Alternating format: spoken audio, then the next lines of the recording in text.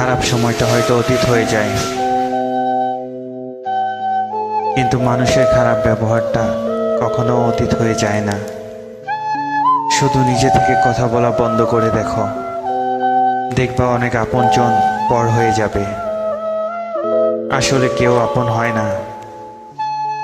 যারা তোমার ক্ষতি চায় তাদেরকে আঘাত করবে না, তাদের সামনে একটু হাসি মুখে বাঁচবে। দেখবে তুমি আঘাত করলে যা কষ্ট পেত, ওরা তার থেকেও বেশি কষ্ট পাবে।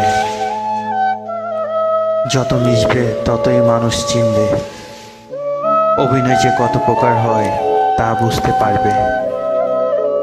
সবাইকে তোমার সত্যতা জানানোর দরকার নেই। যে যা ভাবে তা নিয়ে সমালোচনা করতে দাও।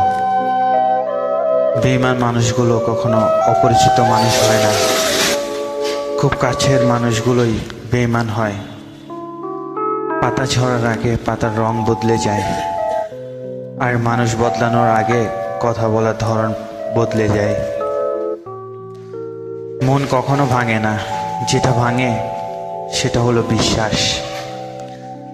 কেউ যদি তোমার সাথে কথা বলা বন্ধ করে দেয়, তাহলে বুঝে নিও তোমার পিছনে তারা তোমার নিন্দা করা শুরু করে দিয়েছে।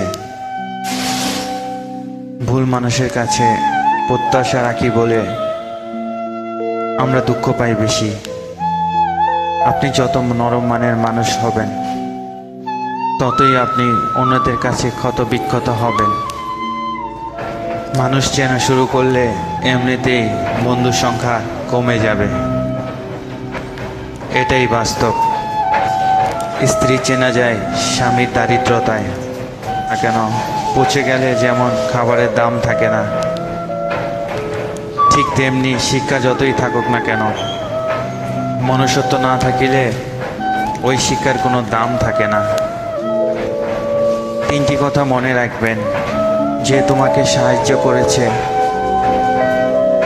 তাকে কখনো ভুলে যেও না।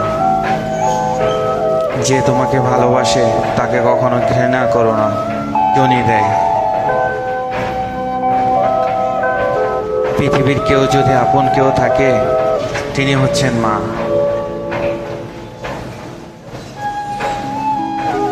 কাউকে যদি ভালোবাসতে হয় তাহলে হৃদয় থেকে ভালোবাসুন। নিজের স্বার্থের জন্য তার সাথে ভালোবাসার অভিনয় করবেন না। আপনার অভিনয় হয়তো একটা জীবনকে এলোমেলো করে দিতে পারে। মানুষ চিনতে শুধু মন নয়,